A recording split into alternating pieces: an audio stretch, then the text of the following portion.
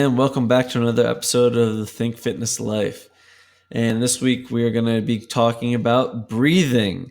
It's another topic that was very popular in our first season that we got a lot of emails about, and we want to revisit it again. Before we dive into everything breathing, we've got a couple announcements. I just want to announce that the Longevity Paradox recently was released by Dr. Stephen Gundry, and it's a great book, um, all about how our gut microbes are the bacteria that make up our microbiome, and they largely determine our health and our where we end up. And the book's called The Longevity Paradox: How to Die Young at a Ripe Old Age by Stephen R. Gundry. And highly recommend picking this book up. I'm already 150 pages in, and I just can't put it down. It's really interesting. Dives right into the nitty gritty science detail of it, but does so in a way with metaphors that even I can comprehend. So if I can figure it out, you guys can definitely figure it out. And that's all I got for news. What do you got, Menchie? So recently in the news, reading, cardiovascular disease and heart disease is a big issue that's stemming now. And they actually just printed a 3D heart engineered from humans' own, cells, which is pretty insane on the science side of things. I think I saw that actually in like Israel or something. Yeah. Yeah. And I mean, they're still in trials now. It's not a full size human heart. They said it's about the size of a rabbit's right now, which is, I mean, still remarkable that they're able to produce this thing. It'll just be interesting how they're gonna kind of hopefully tie that into further transplants. Will and if this thing works and the body takes it, what could be the benefits from it, or and then on the other side, there's got to be some adverse effects if you're creating something in a lab that wasn't like created as one with you years ago when you were developed. But I definitely think it's pretty cool and in the right step of science. Yeah. Touching on the issue of how the body rejects it, it's because it's right. It's like it has foreign DNA, so to speak, or lacks the appropriate DNA. And there's like these receptors in your body called TLRs, toll-like receptors, and if they sense an imbalance in the body or foreign objects in the body, it sends off your immune signals, and it starts attacking it. So yeah, I mean, even transplant patients, they go on medicines to keep um, that response from happening. But they even, I think there's like maintenance surgeries they have to partake in. But I mean, it's great because um, on the side of things where you get to the point where you need that transplant, whether you got there from a major accident or just genetics or poor behaviors, right now they only have they need transplants, right? And there's like a long list, so it really does open the door for a lot of people to get procedures done because they can make them. So that's pretty cool. Science is doing some crazy stuff, and yeah, let's just hope it works. But like you said, the body's pretty resilient, and it knows when something is not original, and it's it will do what it can to try to figure that out. And if it doesn't, but if it gets you a couple more years for another one, then we're on the right path, I guess. Yeah, Next, I mean, there's actually an excerpt in the book that I announced earlier that the doctor who wrote the book, Dr. Gundry, he was a cardiologist and a cardiac surgeon. And he talks about how in one of the techniques they used for repairing the heart, they would prevent a pump from doing its job so that the body would send signals to the heart to repair itself and strengthen itself. So it's pretty amazing what we can do to kind of trick the brain or trigger certain pathways in our favor and take on the role of God, so to speak, or creator, if you will. exactly. But yeah, it's pretty fascinating stuff. So on to breathing. Let's break into it. I want to talk about the anatomy side of it first. I want to go into explaining breathing versus respiration. I want to talk about different ways to start to practice deliberate breathing and strengthening that pattern and performance and just kind of other techniques that you can take away and use with you after this podcast. So Eric, our science whiz kid, genius, prodigy,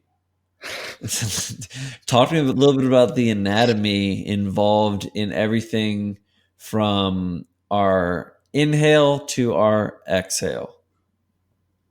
So breathing, we'll start basic. Everyone has lungs, 5 lobes total, 3 on the right, 2 on the left. If you have more or less, you're still functioning. It's not a problem. But really, breathing or this respiratory function starts in the head. When we breathe in, say you take a breath in and you inhale through your nose, the air molecules are already coming in contact with your body. We have a lot of sinus cavities in our cranium, in our skull, meets with the mouth opening. So the cavity, air flows through there, transfers down into the lungs, and it will fill. So once we get to the lung portion of it, that's where the real gas exchange occurs, which that's where you're going to get your O2 from the atmosphere and the world around us. Your body will take that, it'll use that, it'll expire the CO2 that's built up in your body, and the cycle pertains. Very simple. You need O2 to breathe. Body runs off of oxygen. But break it down, and we'll get into a little further, is the body takes that O2 to run what we call respiration, which is, cellular energy development and turnover, and the ability to have these enzymes run as a process to keep our body in balance, alignment, all that stuff. So we don't get on one side, if we don't have enough oxygen, we get hypoxic, and then we have a shortage, or we're over oxygenated and we can't function because we're like limiting ourselves with that. So too much of one thing is actually bad. I know people think, more oxygen the better, but if your body can't disassociate, pick up CO2, get rid of it, vice versa with oxygen, can't really function. Kind of deep into the science side of that one. But usually, basically, it follows, we have lungs, we have a big muscle under it, the diaphragm helps us draw air in. As we exhale, push the air out. Respiration and that flow of air movement is kind of what keeps us going as a human being, as an organism. Beautiful. Very eloquently stated. So the oxygen gets exchanged into our blood cells, and our blood cells carry it to where it needs to be delivered, to extremities and different cells all over our body. Correct? And so kind of to stay on the same page with everybody, your body's made up of cells, trillions of cells, and each cell is fueled by its mitochondria. So does the oxygen help the mitochondria in its process producing fuel for the cell, or does oxygen, in addition to the mitochondria, what the mitochondria is producing, help fuel the cell? The oxygen kind of drives the energy process, and the mitochondria actually uses the oxygen to turn over other energy processes in the body. Okay. Oxygen, I hate to kind of say it, is actually a bad thing. So the mitochondria needs the oxygen. Correct. If your body, okay. And so you said that it's there's a problem with extreme amounts of oxygen as well. So you know how they have like the hyperbaric chambers and the sleeves, like they use for athletes and such, to increase the oxygen level in the Mhm. cell, can that become too much? If the body can't disassociate it, if they can't get rid of the O2 At or what can't point use does the it O2. do that? So say the O2 is in the body in a cell and it's in the bloodstream, but your mitochondria can't pick up and use that O2, then you have high circulating amount of oxygen in the body that can't be used. Basically, cell function will start to slow and dwindle, and then these mitochondria who need oxygen will and can start to die, and then have dysfunction of the mitochondria because you're not able to, unlock that oxygen, get it into the cells, and vice versa. So I think that's what I mean where it's you can have too much oxygen and have a problem because your body's not Okay. actually utilizing it. Where I think it's like if you're an Right. athlete and you're getting that oxygen, I mean, your body's a pretty fine-tuned machine. It's going to pull that oxygen in and be able to like uptake and keep those processes going. Okay. Clear that made a little Okay. sense better. I That think I kind of helps. worded it kind of funny.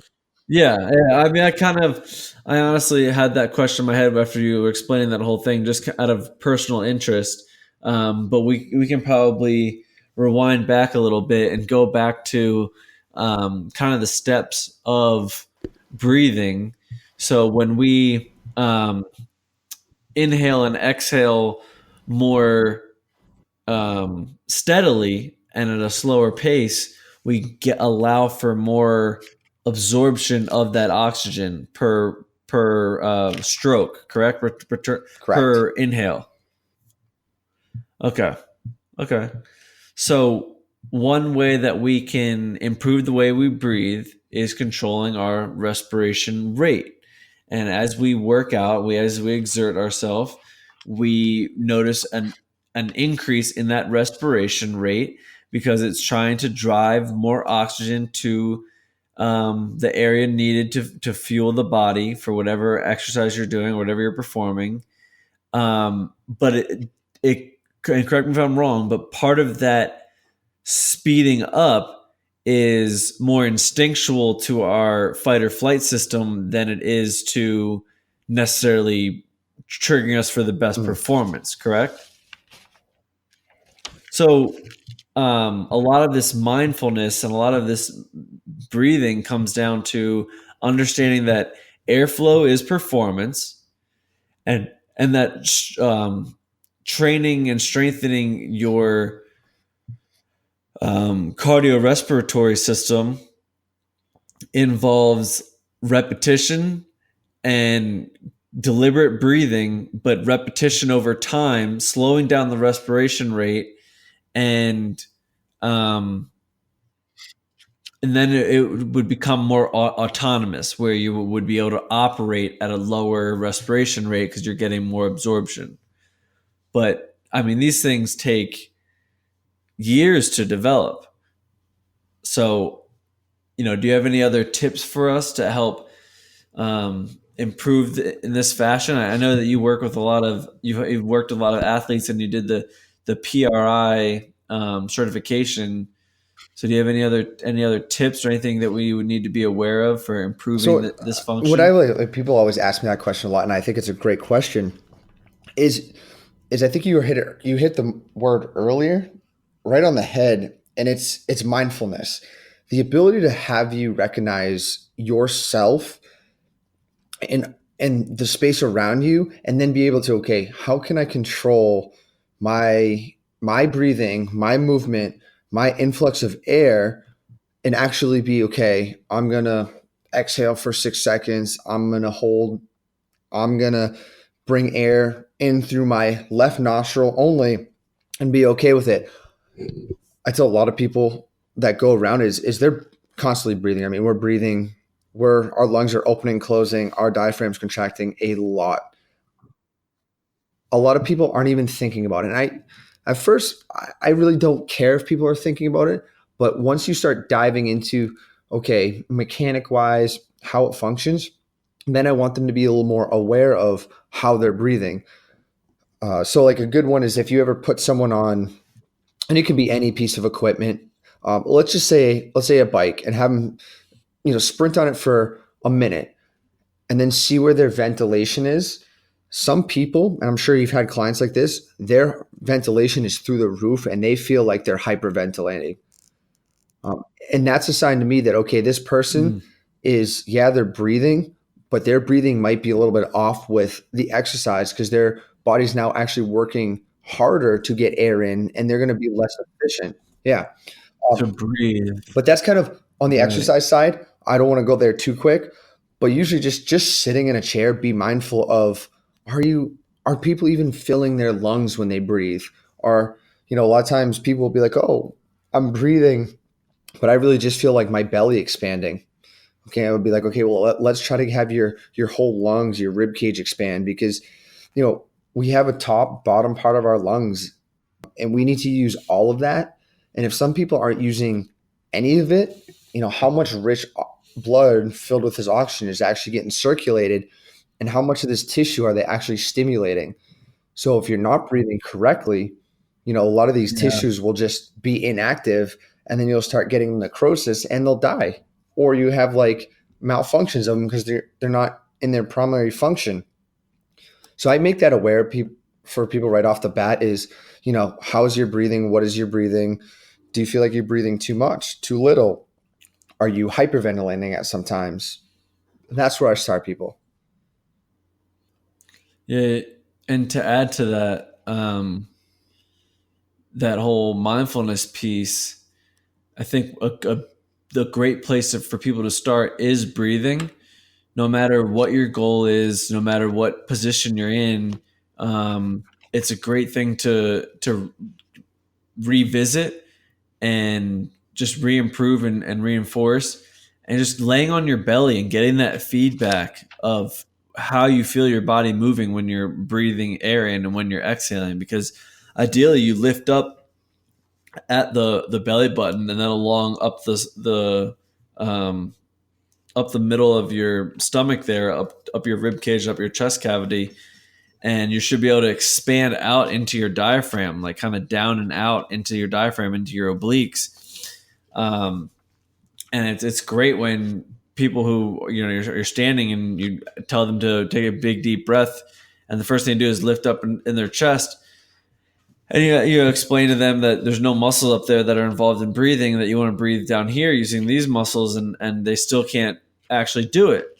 So getting them to lay on their belly and get that pushback, I guess, or so to speak, actually allows them to get that awareness back and get the control back into their breathing pattern. But it does take like a lot of deliberate effort and a lot of cognitive focus, um, before you're kind of more automatic with the way you breathe.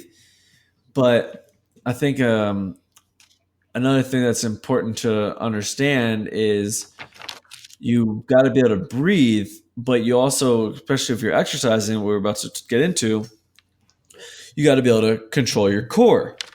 And everything stems off your core. The classic phrase is you can't fire a cannon out of a canoe. And all your limbs anchor to your core, from the ground to something that's in your hand or weight that's loaded on your back. The in between is your core.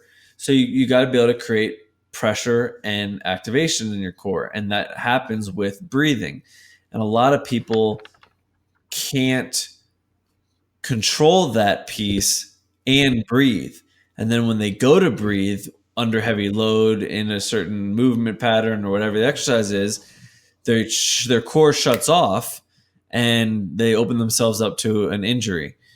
So I think that's another important piece to bring in is like you're not only breathing to fuel your body appropriately so it can function, you're also breathing in a way so that you can be your strongest self in whatever you're trying to do and perform. Right. And I think that's where a lot of people need to start is learning how the basics of, what's this going to feel like? Because we know, like ventilation is what kind of drives everything. And sometimes, that goes up a little bit and people will start panicking and they'll get to this almost like all right, yep, my sympathetic system's on because I have this, but people don't know what to do with that position. They don't know what to do with that state of being where it's like, you're fine, control the breathing, everything else will come back and you'll equal back out.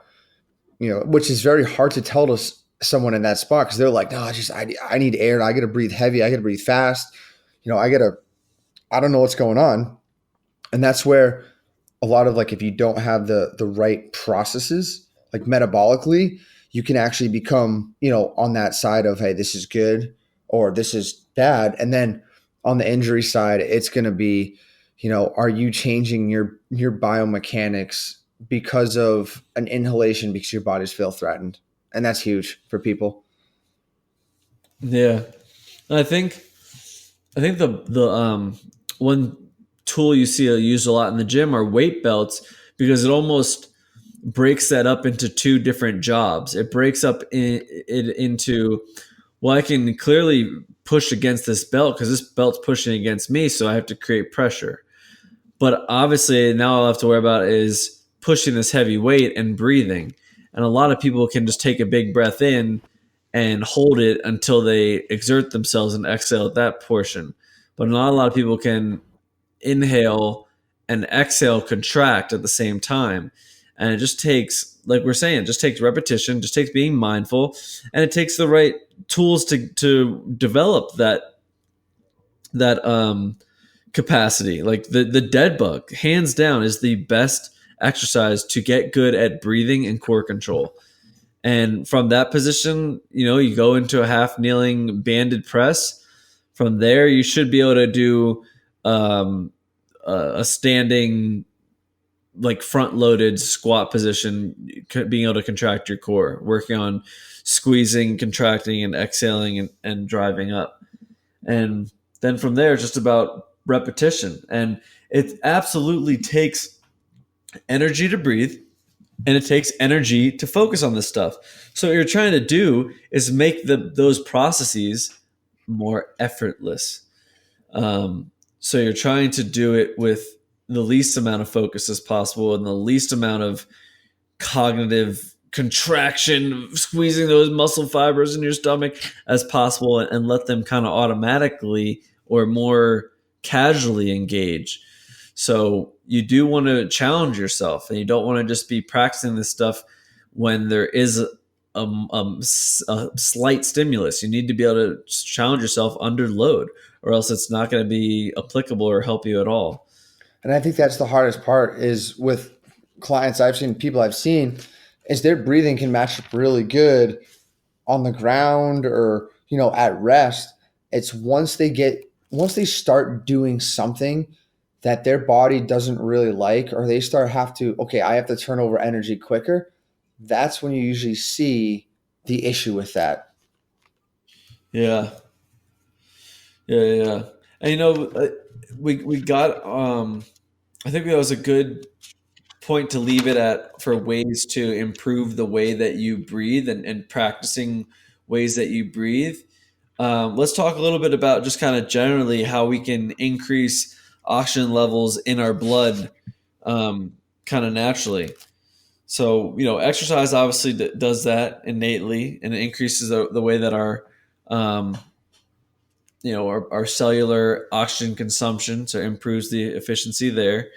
Having a diet rich in vitamins like vitamin E and vitamin C and other antioxidants can help improve the way that your body uses oxygen. Having good posture. I know you could probably talk a lot about this one on how posture plays a role in your chest cavity and the rest of the way that your air moves throughout your system. I mean, posture's huge. We briefed over that on the kind of the first breathing one, but I mean, if you're, Oh, okay. we did, we'll touch back on it. I mean, static position can actually draw and drive a lot of issues with breathing, with the ribcage mechanics, but a lot of it starts from, like I said earlier, the up top in your head region. If you're off with cranial position or you're off any with forward head posture or any of this stuff that our cell phones now create us to look down and stay looking down. And we're kind of closing and opening airways where we should be kind of alternating back and forth. That's what really starts. And I'm seeing kind of stems a lot of problems with flow issues of air coming in more or less than anything else. So if you say you're seated at a computer all day and you're not moving and that head posture's in one position, that's going to set your cranium in one position, and that's going to alter, your airwaves, the flow side to side. That has an effect down the line of not only your autonomic nervous system, but that's going to help control how we're breathing. If that autonomic nervous system feels like it's, hey man, you're kind of putting pressure on me, you're kind of toned, you're tensed up, even though you don't feel it, you're going to be like, hey, increase the breathing rate, and that breathing rate might stay a little elevated.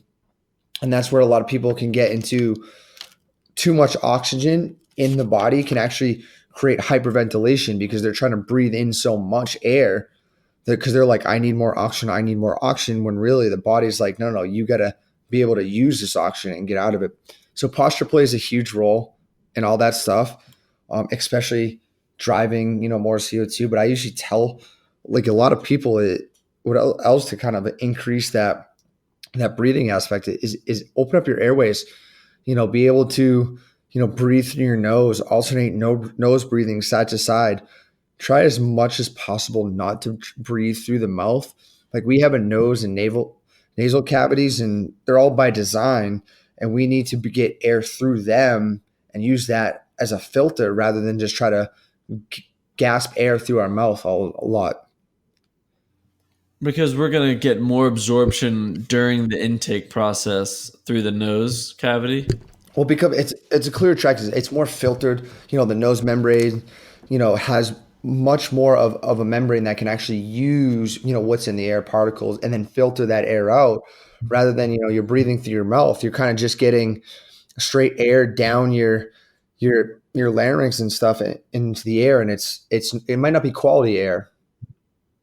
Yeah, it sounds like you're not breathing too good quality air over now. there. I am. My sinus is a little stuffed up, which I don't like. Well, fair enough, because in Salt Lake we have like one of the worst air qualities. It's pretty crazy, but because we sit in a bowl, the valley, the way that the pressure adjusts, it just kind of sits all the particles and all the pollution in the bowl. And we can have really high particle levels, and they'll warn you not to even go outside. But it's called inversion, and that's one way to help improve your cardiorespiratory system is avoiding bad air and bad toxins in the air, and maybe have some house plants that provide some fresh oxygen. And like Menchie was saying, kind of open up those cavities, nasal cavities, and your larynx cavities. And then obviously if you're a smoker or you drink alcohol, you do drugs, that's going to cause issues with the efficiency of this cardiorespiratory system. And should kind of go without saying that you should quit those if you're involved in those in any way. But I think that kind of touches up on a lot of things that we would want to recommend for people to do to strengthen the way they breathe. Other than what we didn't really talk about is just meditating and different breathing techniques under that field of thought. Yeah, and I think I was actually, some of the courses I've been to and the people I'm talking to is like yoga's great. I love yoga. I think it's really good. Where sometimes I think it starts to stem out is when these certain styles of yoga try to make it more than what it is. And I'm sure you've seen that. They'll take yoga and be like, all right, we're going to make it intense. Yoga is meant for meditation and breathing, and for you to focus solely on that so you can understand how the body operates. I don't need you to be doing, yoga pulses or like strong isometric holds where your quads are burning. To me, that's not quality yoga, because yoga is more putting, all right, breathing first, then the rest will follow. So We have yoga listeners out there. I'm not dogging it. I'm not hating it, but use yoga. What it's for is mindful breathing, and that helps turn down your sympathetic drive, your sympathetic system, and we can kind of get the full effects. Yoga is not meant to be like a caloric burner. Not happening. Yeah, that's what I was going to kind of get into with, it's a whole field of thought because it's a whole different side of strengthening the way that we breathe and using oxygen flow for performance. It's improving it at the parasympathetic level, whereas everything we talked about is more in sympathetic terms. In you're performing in a sport or you're doing something very vigorous, and everything in your body is turned on and ready to go, and you're performing.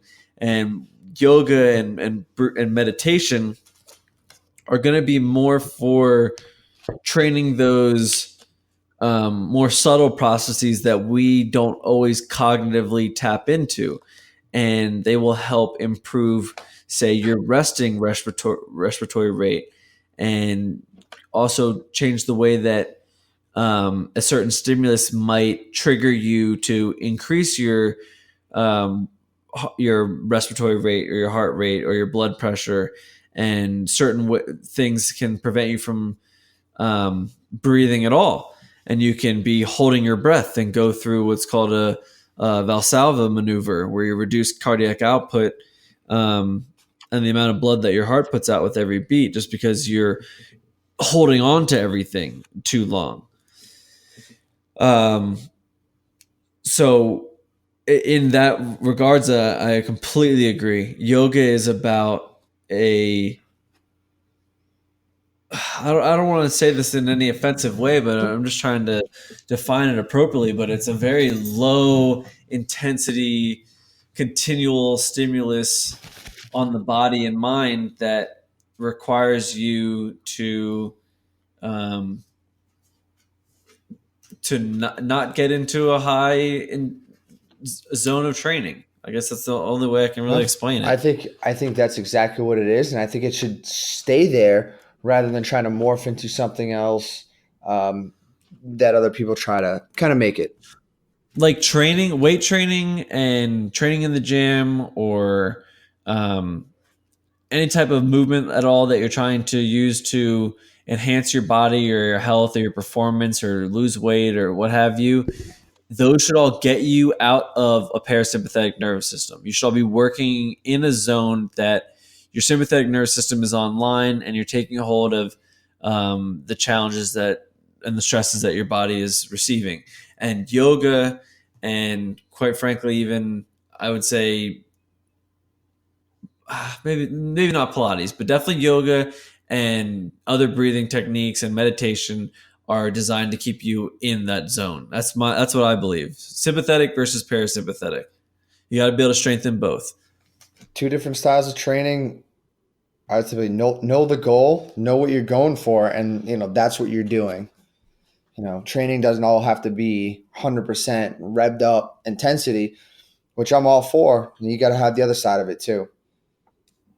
Yeah. So using a really quiet, calm class that you want to be more high intense because maybe you aren't your routine doesn't have any other high intensity um, training modalities. I would say you're better off using that time as a way of connecting with your body and your cardiorespiratory system, and getting everything working online, and deliberately breathing and controlling your inhales and your exhales, and breathing into your obliques and breathing into your diaphragm, and using your core muscles to engage, but your diaphragm to relax and breathe. I think that stuff goes a long way towards not only the way that you exercise, but the way that you just carry yourself. We talk about posture, and the way that we breathe can also shape that posture. Not only can our posture shape how better our breathing can be for us, but the way we breathe can shape our posture. We talked about breathing into your chest cavity just creates more tightness, and all that's going to do is prevent you from having the right mobility in the right areas that you need, when in reality the muscles that should be working when you're breathing should be in your abdominals, and those should be strengthening, and all of your intercostal muscles involved in expanding and contracting the diaphragm. You're trying to improve and strengthen all those rather than let them atrophy and get no use at all. Yeah, and a big thing with those is letting people more, not so much like with the breathing aspect, feel the inhale, but more like get a full exhale and have them feel what it feels like to get all the air out. Because a lot of people have a hard time getting all the air out of the system. Now, they're always, no matter what, just because there's air out of your system, that doesn't mean your body's without oxygen. I mean, there's blood coming back. There's probably 96 to 98% saturation of O2. So there's still O2 running through the blood, but getting those people to exhale and turn those muscles on and shut off the inhalation muscles, which most people can't do. I mean, we see people all the time with tight necks, scalenes, SCMs, upper traps that just are pulling air in through these upper neck muscles, lower backs will pull air in like it's no one's job. um, that's where a lot of lower back pain will stem from, because you're trying Huh. to use that to drive air in. That's interesting. A little diversion, but getting people, if you're a trainer or even yourself, learn how to fully exhale and pause at the bottom of that exhale and just tell yourself, okay, I know what it's like to have no air in my lungs, in my system, but I'm still okay. Right. I know. I'm so happy you said that because I was looking at my checklist here, and that was one thing we failed to mention. And it's so important that you focus on your exhales because your body's going to naturally focus on its inhales anyway. Your body's not going to just not be pulling air in unless you have like sleep apnea, and then of course that's a whole different issue. But if you don't exhale appropriately or efficiently, what's really happening is you're not allowing for any more space for a fresh batch of oxygen to be drawn in. If you think of a car and you shoved a bunch of potatoes in the exhaust pipe, yeah, they might shoot out, but eventually the car, if you keep shoving potatoes in, eventually the car is going to stall out. And it's because it can't draw in any more air or fuel into the cylinder for the next round of combustion for firing the motor. And it's mainly because there's no room because there's still exhaust in there. So you never let the exhaust out. So it's so important to focus on those exhales, like Eric said. And I find that that's the best way to coach people through aerobic capacity workouts is just tell them to, obviously it's a mental thing about just 1 foot forward or just one step more or just 1 second longer. And you do have to have that aspect to you, but just focus on those exhales. Just keep going and focus on those exhales. And you'd be surprised at how much further you can go rather than trying to waste your time doing, in through the nose and out through the mouth or anything like that. You just focus on those exhales. Just focus on those exhales. You're freeing up more space for more oxygen to naturally come in. Yeah. And with like on the training side of it, getting more oxygen is you also, this is why athletes get really good at it, is they you got to learn and you'll be able to tolerate, as intensities go up, a more hypoxic state, and it will lessen the overall effect associated with that maximal exertion. So, if you're on a high sprint, after a while, your body's going to realize, hey, I don't need 100% oxygen. I can deal with this, pH imbalance and this O2 imbalance, and I'm okay with it. And I think that's where a lot of people, we need to get them, is to associate, like, as soon as my O2 levels drop a bit, oh man, that's panic. I got to hyperventilate. It's like, no, you're fine. Learn to deal with it. We'll drop the intensity eventually. Like, this isn't going to be forever. And then But you'll, it's, but it's almost like that signal comes about and executes itself before most people can catch it. So I think by understanding that, people can start to be aware of that. That's that panic that kicks in, and they can override that and say, no, it's okay. I'm comfortable. And that only happens by repetition. The more you do something, the more comfortable you get. And the more comfortable you get in a certain area, the more energy you'll have freed up towards cognitive abilities like focusing on slowing down your respiration rate, or focusing on pushing yourself an extra second longer, stuff like that.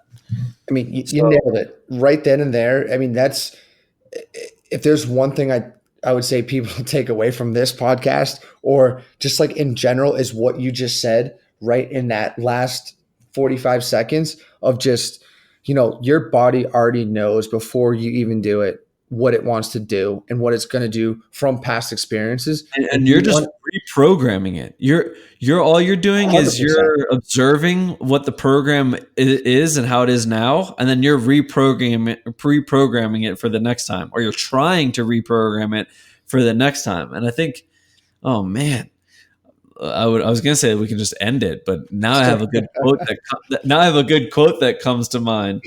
So I don't know. Do you have any closing statements you want to?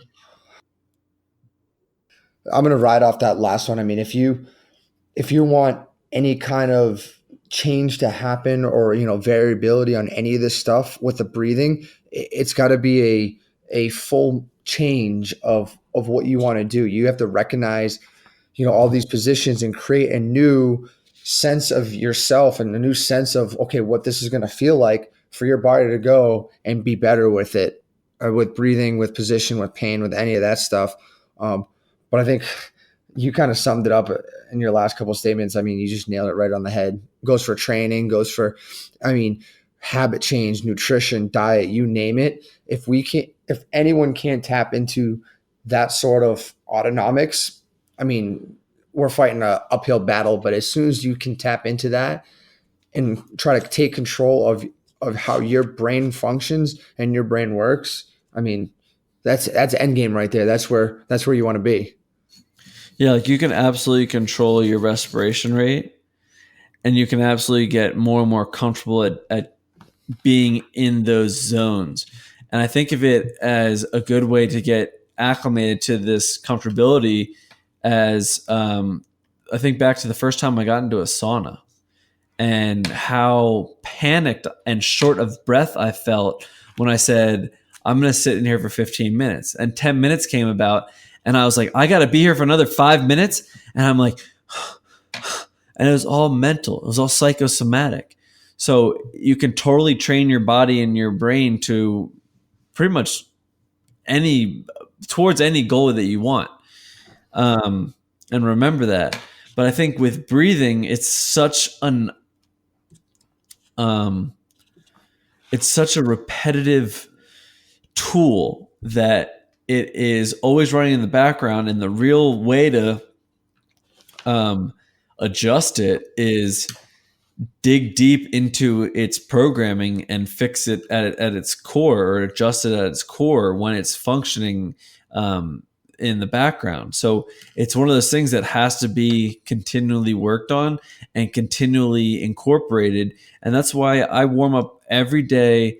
My warm up includes a dead bug or a breathing pattern for me and for my clients. And everybody gets it, and nobody asks questions, and everybody even warms up the way they breathe into the first exercise that we're doing that day. Like we did some dead bugs, and now we're doing some deadlifts or some squats, and everyone's already transitioning the way they just pattern their breathing with their core and all their engagement with the next movement pattern.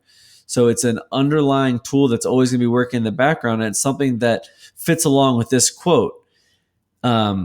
Amateurs breathers will practice until they get it right, and professional breathers will practice until they can't get it wrong. And that's unfortunately how it goes for breathing. It's got to be continuous, deliberate effort until you aren't getting it wrong anymore. And that's it.